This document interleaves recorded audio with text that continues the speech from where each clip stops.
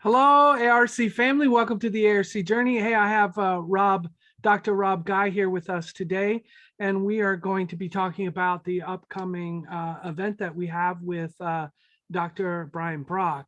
That will be next Saturday. So we want to be able to get as many pastors and leaders there that we can to be able to tap into this. So I think, in our conversation that we are familiar with some of the theologians like Nowen and others, Henry Nowen. And I know you were sharing Dr. Brian Brock was impacted by the same person. So who is Dr. Brian Brock? What does he bring to the table? And I guess why? Maybe we just start there. Who is he, and what does he bring for us? Yeah, Brian is, he's an American, was raised in Texas, very gifted thinker, and he's gifted not just with a mind, but with a heart. His background's in biology and medical ethics, and as he explored the issues behind those, it led him to theology, which led him to Oxford, and finally University, King's College in London. And he's been in the UK forever now, and but he's a very very down-to-earth man, a very humble scholar, and so he doesn't speak platitudes. He doesn't put on a show. He's very engaged with the faith, and so he was my doctoral supervisor at Aberdeen. He was also Andrew Draper's doctoral supervisor. We had very different projects, but Brian, with his breadth and his proficiency in the scriptures and the ancient church fathers and theology as it meets the Christian life, because he's a professor of Christian ethics, which means Christian living. For him, it's always tied to the here and now. It's always tied to the practical. And again, he's a humble guy. He's written a lot of books, but he's not out to make a name for himself. He's out to shape Christian thinkers who go back into teaching or go back into ministry and bring the wealth of wisdom that he passes along to them. And it's my understanding, I mean, not only are people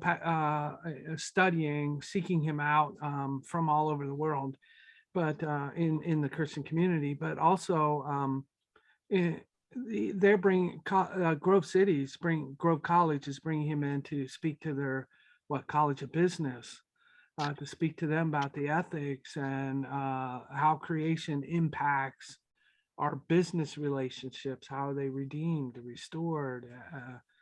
And so the opportunity was seized by the Grove Manor board, and particularly the foundation, to be able to tag team that, since he's coming in, to be able to allow him opportunity to speak to the Grove Manor Corporation and to the region as a whole.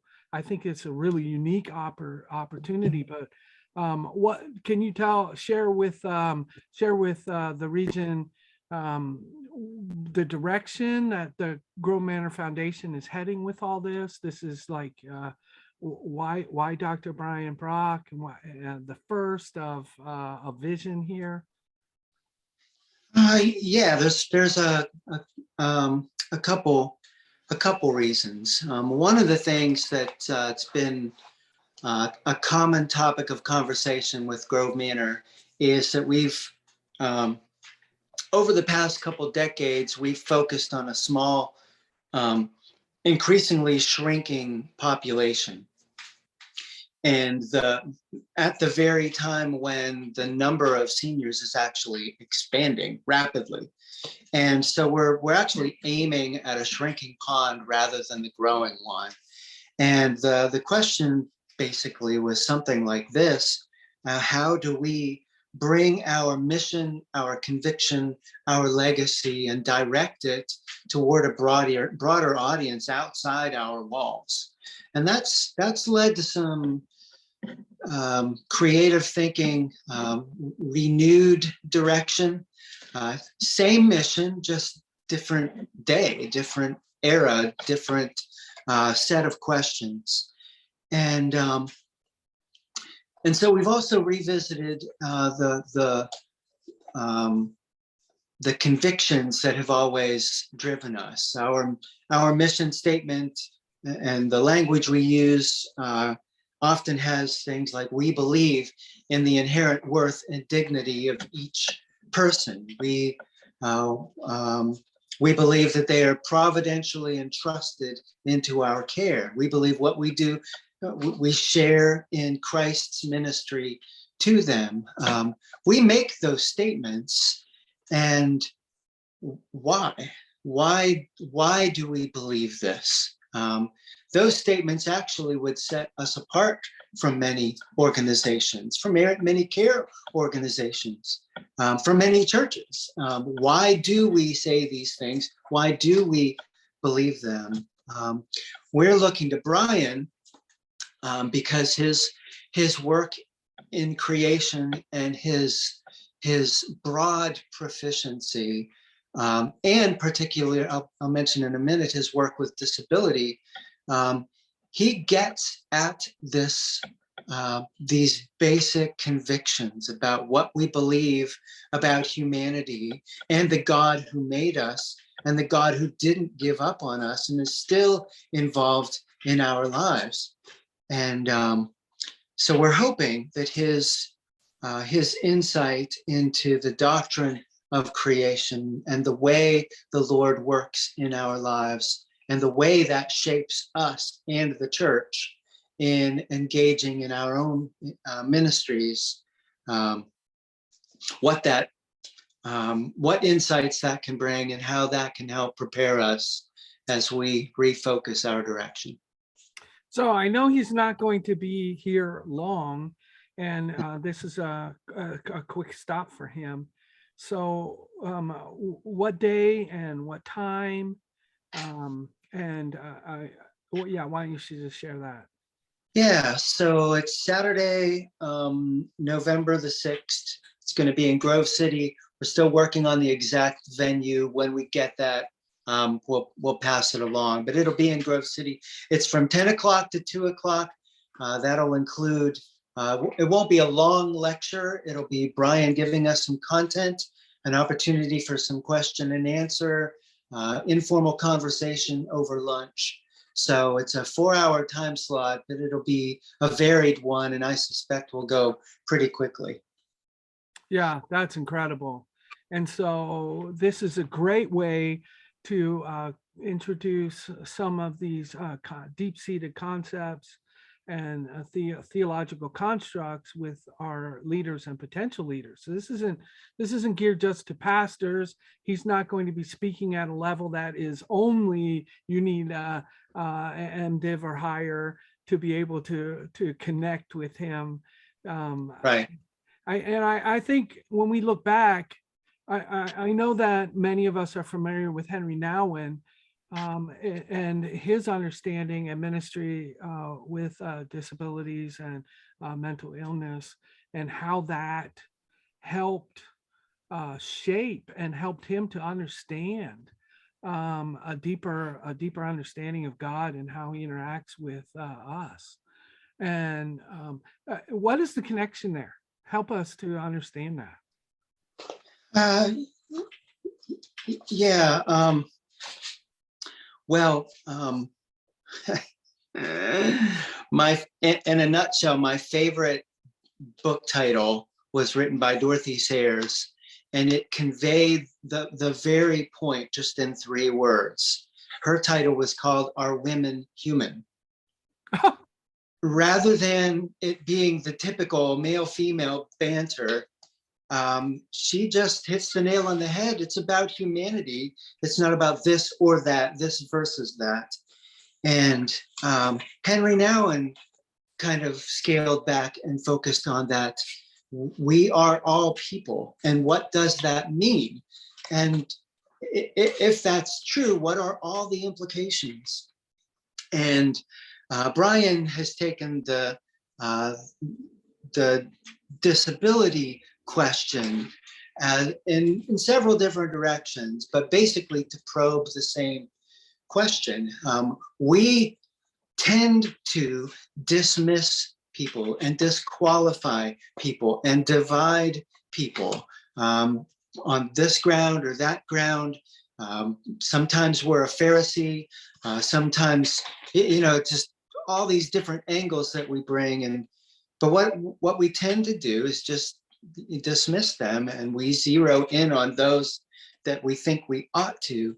And I'm not sure we can see that in Jesus himself. I think Jesus centered on humanity, Yeah. and um, that simple point too kind of brings us to a very different lens and to relevance. Again, you don't have to be a seminary professor or a pastor to care about this stuff. Anybody who's watches television, anybody who is on Facebook, any time you're around people, you see all these angry people, mean people, grumpy people, fighting people, all this division, all of this condescension, all of this judgmentalism. What part of that is Jesus? Is one question. And the other is, if we take Jesus seriously, what difference does that make that would stand out like night and day in a world that is so grumpy? And there's no charge. Bring as many people as you want. We will feed.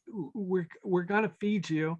And Yep. the Grow Manor Foundation is graciously offering to include us and inviting us to the table. And I really hope that as many people as possible can help take advantage of this. So thank you so much for making this opportunity, or for helping to see a vision of what we might become, and helping us to get there. I think I greatly appreciate it. I thank you for the help, and I hope that to all of you that are listening today, uh, you can find a way to make it to Grove City on Saturday, not just for lunch, but for an engaging conversation of how we minister to the world today in its fallen state. How do we help bring Christ's redemption to the conversation? How do we help him to redeem this fallen humanity? Yeah. So thank you so much. Is there anything else you want to share? Any points that you want to jump on before we depart? No, just probably the last word. Because one of our desires is to reconnect with the region and figure out new ways that Grove Manor and Grove Manor Foundation can serve in the region and broaden our scope. Thank you for being a vehicle to help broadcast this event and to invite our folks to it. Yeah, absolutely. So I'm look forward to seeing you on Saturday. And Sounds good. yeah, and hoping that Brian is as energized about this as we are. So I'm looking forward to it. Thank you, and share this opportunity with your leaders. Get as many to the table as we can, so that we can have some meaningful conversation and get about the kingdom work that is before us. All right. Thank you. Thank you, Phil. All right. Bye-bye.